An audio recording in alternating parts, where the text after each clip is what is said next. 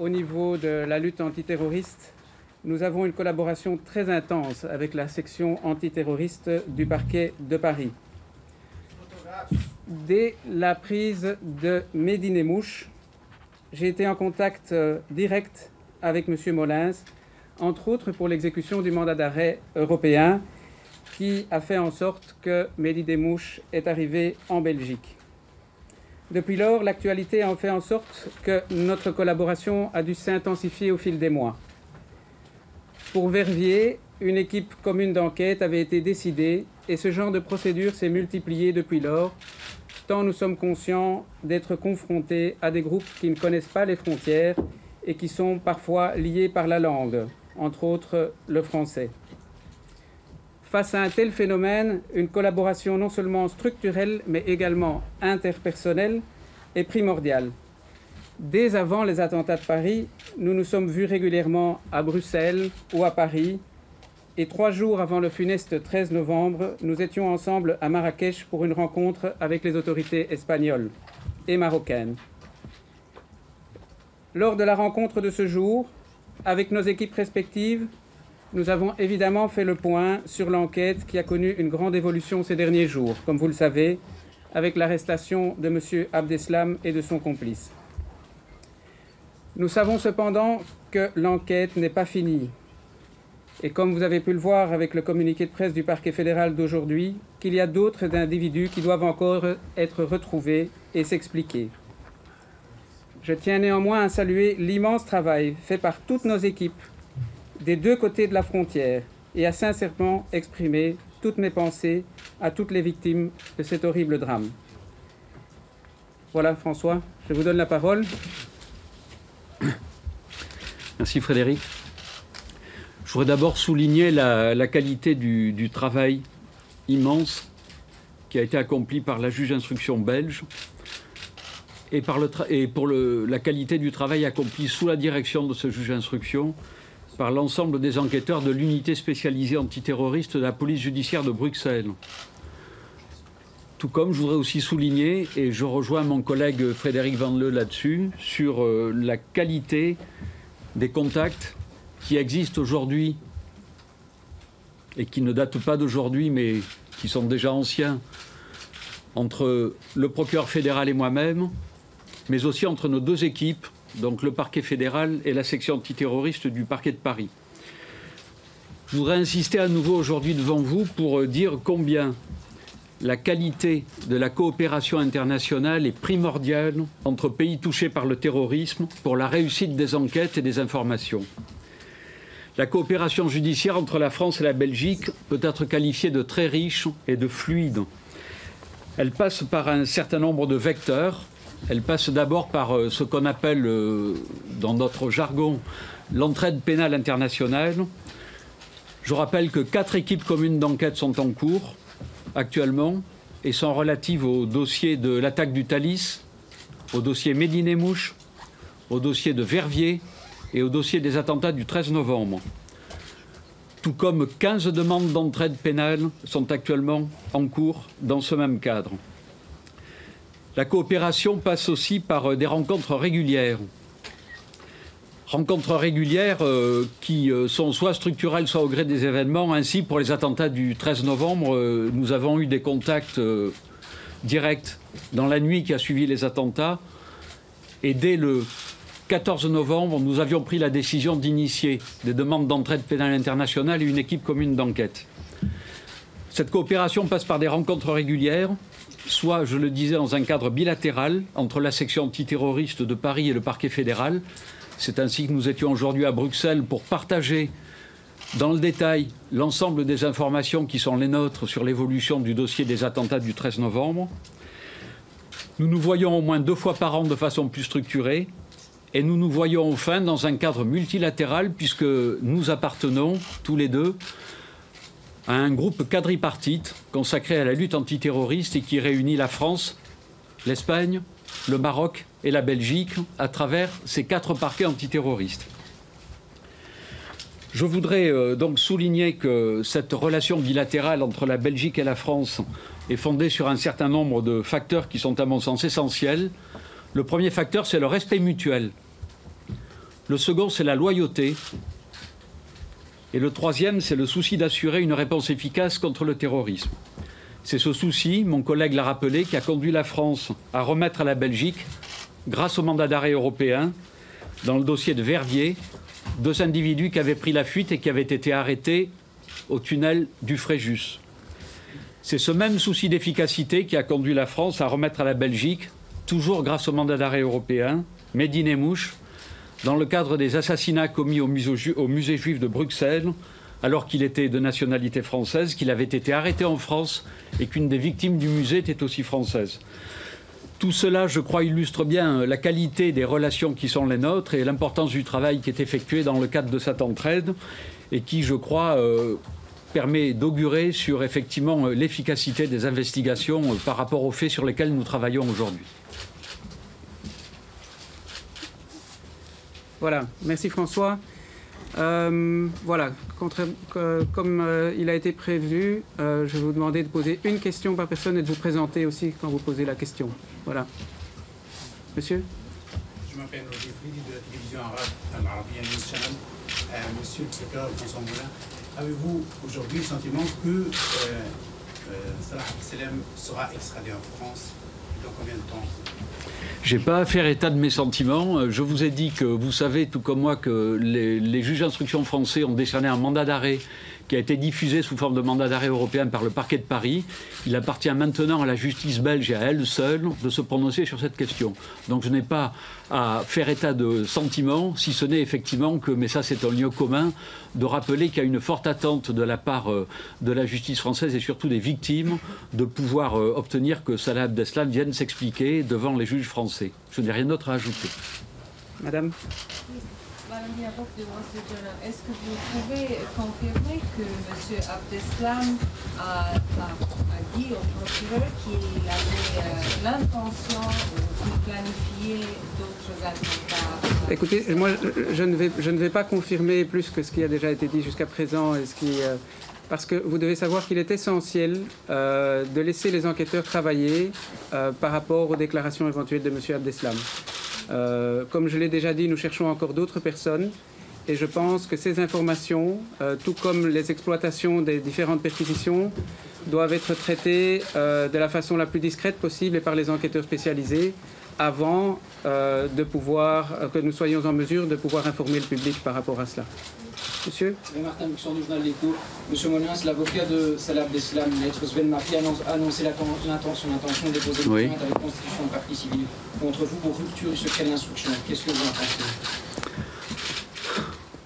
Je vais vous répondre très simplement. Moi, je suis très serein sur cette question.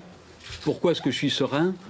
Parce que on travaille en réalité sur deux dossiers suivis par les juges d'instruction français et les juges d'instruction belges, qui sont unis par une équipe commune d'enquête, qui est un mécanisme qui permet un échange permanent d'informations et de procès-verbaux qui viennent alimenter les deux dossiers. Nous travaillons donc avec mon collègue belge en réalité sur un dossier commun. Il est bien évident que dans le cadre de ce dossier commun, nous avons la possibilité de nous exprimer en fonction de nos règles procédurales propres. Et je rappellerai sur ce plan que le code de procédure pénale français auquel je suis tenu et que je respecte porte un principe de respect du secret de l'enquête et de l'instruction, mais qu'il autorise le procureur de la République, lorsqu'il l'estime nécessaire pour corriger des informations parcellaires ou inexactes ou pour éviter des propagations de rumeurs, l'autorise à rendre public des éléments objectifs tirés de la procédure. Et je pense que c'est ce que j'ai fait en livrant au public des déclarations qui avaient été faites et qui ont donc un caractère objectif. C'est tout ce que j'ai à dire sur cette question. Et maintenant, les choses suivront le cours qu'elles doivent suivre. Madame? Najim Lachraoui, vous lui donnez quel rôle et quelle importance par rapport à ces affaires? Écoutez, je ne vais pas m'exprimer sur Najim Lachraoui. Il y a eu un communiqué de presse du parquet fédéral aujourd'hui dans lequel on explique pourquoi on le recherche. Et donc, c'est effectivement quelqu'un qui doit s'expliquer et que l'on a repéré au cours de l'enquête comme étant en compagnie de M. Abdeslam ayant utilisé une fausse identité. Et donc, c'est la raison pour laquelle nous avons envoyé ce communiqué de presse aujourd'hui.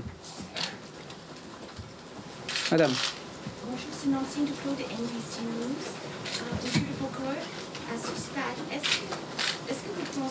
avez identifié le coordinateur de survol des attaques de Paris le 13 novembre. Est-ce que vous pouvez confirmer que ce Salah Abdeslam c'était le personne clé responsable de la logistique? Il est encore trop tôt pour tout confirmer. Il est clair que si M. Abdeslam décide avec son conseil, je veux dire, de nous donner quelques explications, ce que j'espère, ça va donner une autre lumière sur le dossier et peut-être nous permettre d'éclairer certaines zones d'ombre. Mais donc, le rôle de chacun, il est encore trop tôt pour le confirmer. Nous avons pas mal de pièces du puzzle et ces derniers temps, plusieurs pièces ont trouvé leur place, mais je suis encore loin d'avoir terminé, et nous sommes encore loin d'avoir terminé le puzzle.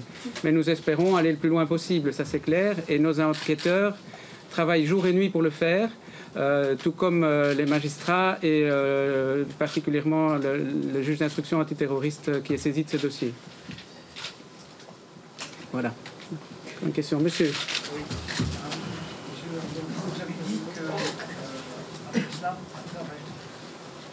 La Pays-Bas aussi, c'est ça une importance pour l'enquête, Alors, je ne me souviens pas d'avoir dit que M. Abdeslam était allé aux Pays-Bas. Il y a pas mal d'éléments de l'enquête, parfois qui sortent ou pas. Il y a aussi pas mal de suppositions qui sortent. Nous travaillons sur des indices et nous essayons, en vertu de ces indices, d'avoir des preuves. Et un indice ne devient pas nécessairement directement une preuve.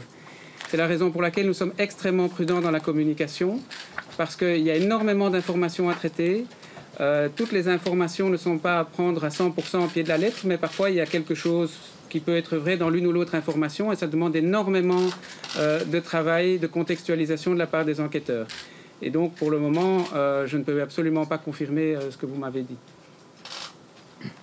C'est moi qui ai dit, en fait, samedi dernier, que l'un des véhicules loués par Salah Abdeslam s'était rendu aux Pays-Bas. Donc, je vous confirme ce que j'ai dit samedi. Mais c'est un véhicule, hein, c'est pas M. Abdeslam. C'est un véhicule.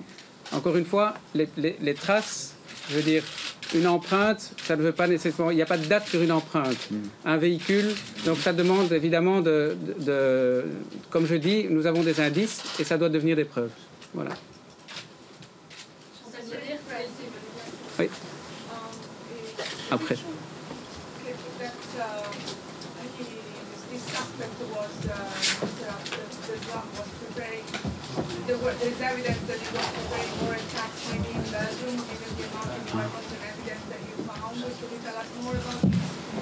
Écoutez, on ne peut pas... le propre des affaires de terrorisme, c'est qu'on essaie, dans la mesure du possible, d'intervenir avant qu'il se passe quelque chose. Et donc, ça veut dire qu'on ne sait pas toujours dire non plus ce que les personnes avaient l'intention de faire.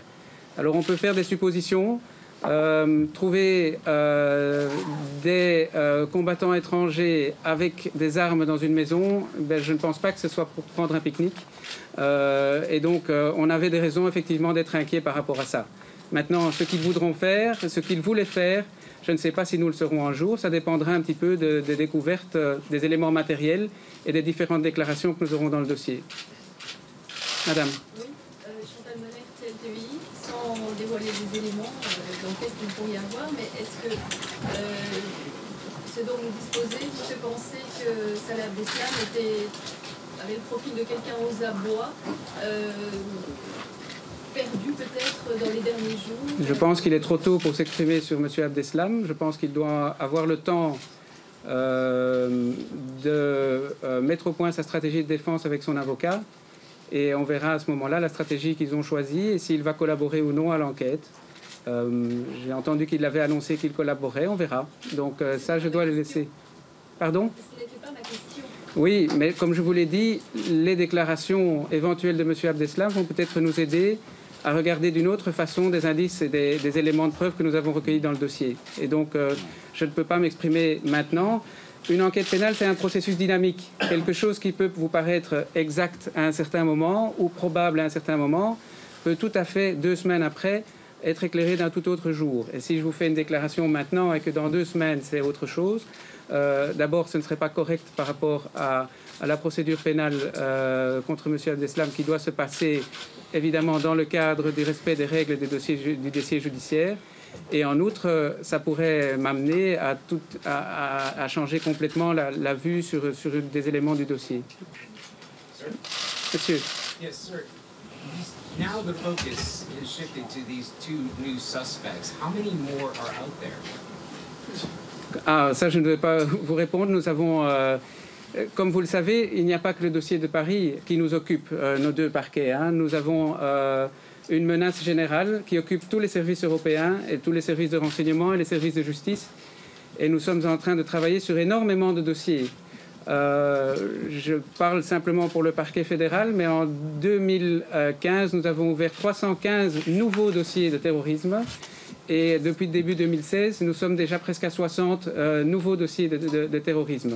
Ça montre un petit peu l'ampleur du phénomène auquel nous sommes confrontés pour le moment, avec une radicalisation qui, je dirais, préoccupante, et surtout devient de plus en plus préoccupante dès lors qu'elle devient violente ou qu'elle pourrait devenir violente. Et donc, il n'y a pas que les attentats de Paris qui nous occupent, mais il y a aussi d'autres dossiers, malheureusement. Pour la France, et en complément de ce que vient d'indiquer mon collègue, c'est la même dynamique. On a actuellement en France 244 affaires en cours, c'est-à-dire des enquêtes parquet ou des procédures d'information conduites par des juges d'instruction, qui concernent judiciairement 772 individus qui sont soit mis en examen avec une partie en détention provisoire, soit recherchés avec des mandats de recherche et des mandats d'arrêt. 772. Can I just clear something up? There were images of a person in a white jacket and a hoodie that was dragged out. Can you just confirm that that was Ça, c'est un élément de l'enquête. Je ne vais pas confirmer là maintenant pour le moment. Hein. Madame. Amin Shukra, there's another man, Amin Shukra. Do you know his identity now? That was a false identity. Do you know who he is now? Nous sommes en train de rechercher sa réelle identité. Nous avons plusieurs identités et c'est un des travaux des enquêteurs de chercher sa véritable identité. Donc maintenant que nous avons ses empreintes et que nous pourrons avoir son ADN en direct, je pense que ça va faciliter les choses, mais je veux dire, nous n'avons pas encore de certitude sur sa véritable identité pour le moment.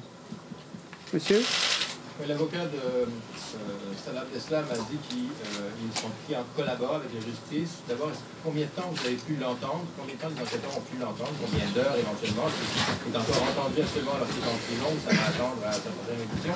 Et de quelle façon vous qualifieriez son degré de collaboration? Est-ce qu'il s'est vraiment mis à table ou Ça, comme je l'ai expliqué hier, je ne souhaite pas m'exprimer là-dessus parce que ça peut donner des éléments intéressants aux enquêteurs. Et je pense que ce sont les premiers à devoir exploiter ce genre de choses et ce genre d'éléments qu'ils pourraient donner ou pas. Et donc, ça fait partie, pour moi, je veux dire, du secret de l'instruction. Il y a quelques éléments qui peuvent être donnés parce que, je veux dire, il y a certains éléments objectifs, comme l'a expliqué mon collègue. Mais il est clair que je ne vais pas vous donner en détail ces déclarations, ni quoi que ce soit. Ça doit être traité d'abord par les enquêteurs. Non, mais sans dire ce qu'il a dit, juste savoir combien de temps vous l'avez entendu. Alors, samedi, il a été entendu d'abord par les enquêteurs et ensuite par la juge d'instruction. Et puis, il a été entendu une deuxième fois par la juge d'instruction. Je suis désolé, je n'ai pas le nombre de minutes pour lequel il a été entendu. Il n'était pas très en forme non plus samedi, puisque, comme vous le savez, il a été blessé lors de l'intervention. Il a été entendu une deuxième fois dans le cadre de la procédure française pour le mandat d'arrêt européen qui lui a été signifié à 16h15 samedi. Le mandat d'arrêt européen français cette fois-ci. Madame. Vous l'avez dit, il y a beaucoup de rumeurs sur le fait qu'il avait été vu ou pas vu à différents endroits. Monsieur Molins, vous avez dit que le rôle du procureur, c'était justement dans certains cas de donner des informations pour dissiper la rumeur. Est-ce que vous pouvez nous dire si Salah Abdeslam a passé les 4 derniers mois à Bruxelles? Et le rôle du procureur, c'est aussi de savoir retenir des informations quand elles sont nécessaires à la sécurité des investigations à venir. Voilà. Donc effectivement, on est partagé en permanence entre le souci de vous dire des choses, parce qu'on sait qu'il y a un très fort besoin d'information à l'égard de ces dossiers. Mais notre tâche à tous, et c'est notre première responsabilité, je pense d'ailleurs c'est la responsabilité de tout le monde, c'est de savoir retenir l'information suffisamment longtemps pour ne pas nuire au développement de l'enquête. J'estime, moi, il est prématuré de répondre à la question que vous posez, compte tenu du schéma procédural dans lequel nous nous trouvons aujourd'hui, de l'audition de Salah Abdeslam avec son avocat par la justice belge, et donc moi, personnellement, je n'ai rien à dire là-dessus. Madame. Journaliste pour Radio Contact. Revenons à M. Latraoui, donc qui a été formellement identifié. Donc le parquet a décidé dans un nouvel appel à témoins. Est-ce qu'on peut en savoir plus? Est-ce que c'est un appel à témoins national, international?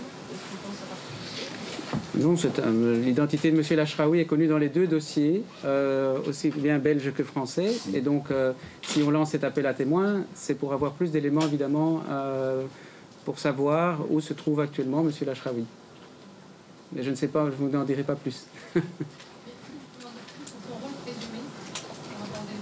Je ne peux pas vous en dire plus sur le rôle présumé de M. Lachraoui pour le moment. Et sur ces enquêtes qu'il a peut-être ici à Bruxelles, en cours,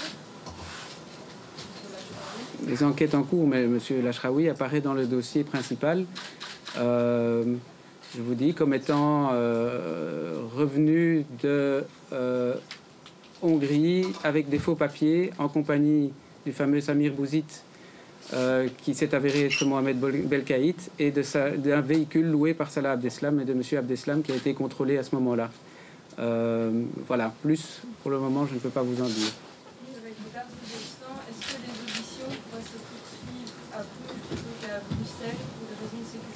Alors là, oui, ça c'est pas nécessairement la compétence du procureur. Il y a toute une série de possibilités. Il y a même des possibilités d'avoir des audiences de manière vidéo filmée. On doit voir un petit peu avec la défense ce qui va se passer exactement. Je pense que la défense doit avoir la possibilité aussi de prendre connaissance du dossier. C'est un dossier qui est assez tentaculaire, où énormément de devoirs d'enquête ont été faits, puisque à certaines périodes, il y avait plus de 400 enquêteurs qui étaient occupés sur ce dossier. Et donc, je pense que la défense a besoin de beaucoup de temps pour prendre, d'un certain temps quand même, pour prendre connaissance des différentes pièces et pouvoir, je veux dire, avoir une défense utile par rapport à M. Abdeslam. Quelqu'un qui n'a pas encore posé. Believe that Salam was at his brother's funeral last Thursday, the day before he was caught.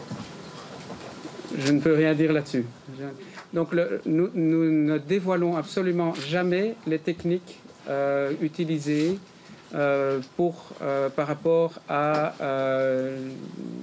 un certain indice ou l'autre. Vous devez savoir quand même, et je pense que ça c'est important, qu'il y a souvent des risques de mettre non seulement les techniques en danger, parce que les terroristes nous écoutent aussi, et l'on a vu aussi entre les attentats déjoués à Verviers et les attentats de Paris, qu'ils avaient appris certaines choses par rapport à certaines façons certaines techniques qui avaient été exercées. Et bien, quand nous avons aussi des sources d'informations, ça peut aussi impliquer un danger pour les personnes qui pourraient nous donner ces informations. Et là, je pense qu'il est quand même très important de savoir que quand vous avez une information, c'est peut-être quand même intéressant aussi de tenir, en tout cas, que ce soit le parquet fédéral ou le parquet de Paris au courant, parce que ça peut avoir un risque extrêmement important pour la sécurité, non seulement des personnes qui seraient susceptibles de nous donner des informations, mais également pour la sécurité des services de police et la réussite et la bonne réussite des opérations. Monsieur. Vraiment, essayer par le classique. Est-ce que vous pouvez nous dire s'il y a des policiers ou des enquêteurs français qui assistent aux auditions de l'Islam et s'ils ont le droit de poser des questions, si ce sont des témoins silencieux? Ça renvoie au mécanisme que j'évoquais tout à l'heure, qui est celui de l'équipe commune d'enquête. Quand vous prenez la décision de créer une équipe commune d'enquête, le terme commun veut bien dire ce que ça veut dire. C'est une équipe qui est composée, en l'occurrence, de policiers belges et de policiers français, nommément désignés par chacun des pays. Ce ne sont pas des témoins muets. Pardon? Ce ne sont pas des témoins muets. Ben non, c'est des acteurs, ce sont des enquêteurs. Oui. Concernant l'aspect physique de Salah Abdeslam, on a pu lire qu'il était sorti plusieurs fois, qu'il se promenait, qu'il n'a pas été reconnu. Et je dis, on a pu lire, mais oui. Passé en Morphone notamment, est-ce que vous pouvez juste nous dire si, lorsque vous l'avez trouvé vendredi, il correspondait à la photo qui a été largement diffusée? J'en sais rien. Moi, je ne suis pas très physionomiste, donc moi, je ne l'aurais pas reconnu, en tout cas. Mais bon, voilà. Je pense que ça dépend un peu des qualités de chacun. Mais je ne sais absolument pas vous confirmer ces informations. Nous n'avons pas la ligne du temps exacte de ce que M. Abdeslam a fait entre le 14 novembre et le moment de sa retrouvaille. Et donc ça, c'est encore des éléments d'explication qu'il va devoir donner, si tant est qu'il décide de pouvoir nous les donner. Attendez, est-ce que quelqu'un qui n'a pas encore posé de questions? Voilà, monsieur, monsieur excusez-moi. là-bas. Ah oui. Quelle est votre politique en matière d'avis de recherche? Pourquoi, si vous décidez à un certain moment de lancer un avis de recherche public, pourquoi, par exemple, Ashraoui dans ce cas-ci, alors que vous aviez l'information déjà depuis plusieurs semaines? Ça se fait en fonction des éléments et de l'analyse du dossier. Je ne peux pas vous donner plus de détails, mais ça se fait, je veux dire, en collaboration avec les enquêteurs, avec l'accord du juge d'instruction à un certain moment. Et donc, je veux dire, il faut aussi, je veux dire, qu'on soit au bon moment pour envoyer un avis de recherche. Et donc, je veux dire, ça c'est un timing qui est décidé dans la stratégie d'enquête du juge d'instruction et des enquêteurs et du parquet. Voilà. Ça ne veut pas dire que vous n'avez plus de pistes à ce moment-là? Pas nécessairement.